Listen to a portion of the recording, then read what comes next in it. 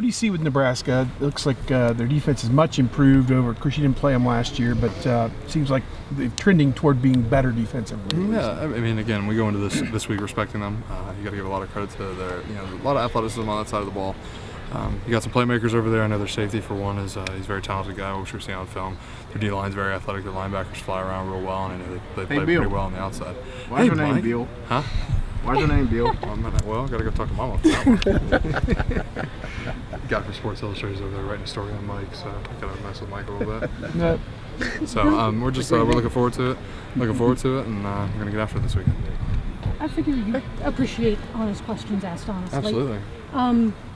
You guys, you've described it as one of the best situations in the country, right? Best facilities, best crowd, best tradition. Here? Yeah. Absolutely. I mean, this is Ohio State. So, what's wrong with having the expectation of being the best offense in the country week in and week out?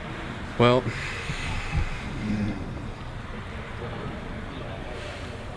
first and foremost, the goal is to win. Right. Okay, so if we're not looking for a statistical number to make sure that we are reaching X, Y, Z, to make sure that to classify us as a good offense, if we score touchdowns, we put the ball in playmakers' hands, and we protect JT from up front, we're a good offense. In 2014 there was an explosion, I'd like to say, and there was a lot of things that went really, really well, and now we're trying to execute and we get back to certain aspects of that, and the game changes every year, so you can't expect things to be what they were in 2014 as the game evolves and things change. So that's where things are a little bit different. So I mean, fans have their opinions and they're able to assess things, and hey, we should be here. You're right, but we're a work in progress, and we're going to execute every weekend. I like those questions. Well, you're smart enough to answer them, or we wouldn't ask them. Is Doug here? No, he's not. Damn! I got some more articles for him. After the road environments you played in at night, you get a night home game, which you've experienced. Just can you speak of what it's like in the shoe at night and how much you're looking forward to this? We're looking forward to it, first and foremost. I mean, it's a great opportunity to play in front of our stadium, 8 o'clock tonight, in front of our fans, our families, our parents, girlfriends, etc. So we're really looking forward to it. I mean, night games here in the shoe are special. You go everywhere else across the nation. I mean, again, you go to Penn State, Wisconsin, some of these historical places, and it's just an electric atmosphere.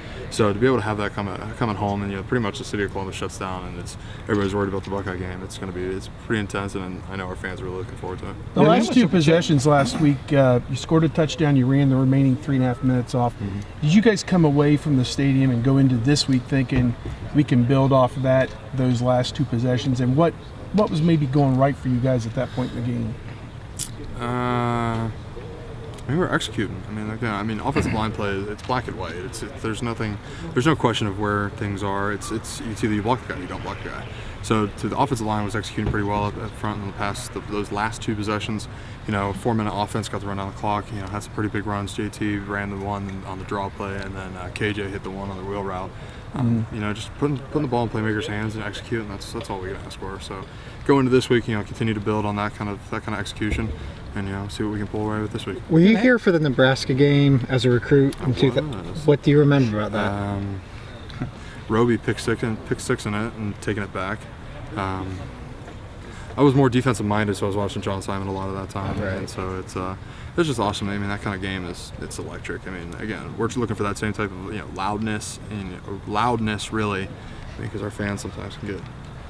Sometimes it's not as hyped up as we need it to be. So we're looking forward to it this week to have our fans get after an 8 o'clock night game, and we always appreciate the sport. So you had to have noticed the offense, though. I mean, that was kind of like the first game where this looked like the Urban Meyer offense. 63 points. Yeah. Somebody fact check. No, you got that. It's huge. That's awesome. Again, we came away with a victory, and that's what matters.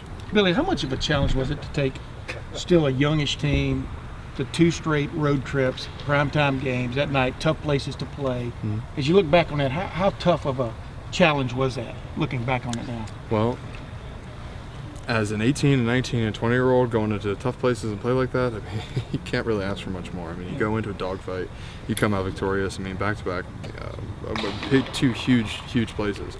Again, week 3 was kind of like, okay, wow, that was, our boys are we can go. We can build on this. I mean, let's go to Oklahoma, an hour and a half rain delay, and I mean, to continue to come out and stay focused, explosive, and be and execute like we did, and then go it again, Wisconsin. I mean, that's a tough place to play. Yeah. I mean, that's a really tough place to play. So, had a lot of characteristics that you like to see in young people.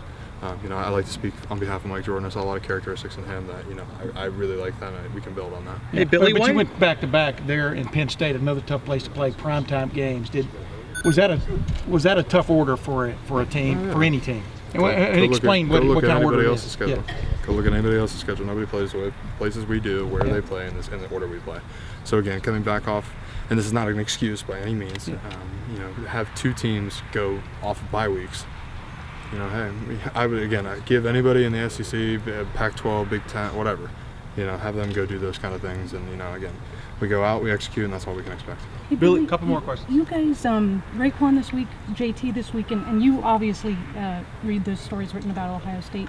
How tough is it to be smart enough to find motivation wherever you can find motivation, and yet not internalizing what you guys are being exposed to?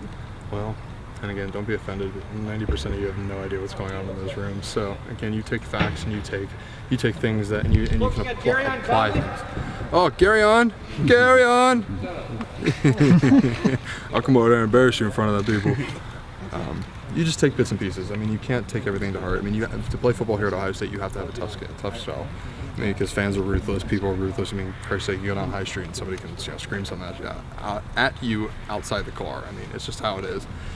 But again, we're very blessed to be in the position we are, and you just take things away. And I try to tell Mike Jordan, or Isaiah, or some of these young guys who might have a bad day or something. Hey, don't take the opinions, because you know what, you're the starting right tackle, you're the starting left guard, you're the starting right guard at Ohio State. It doesn't get much better than that. Isaiah,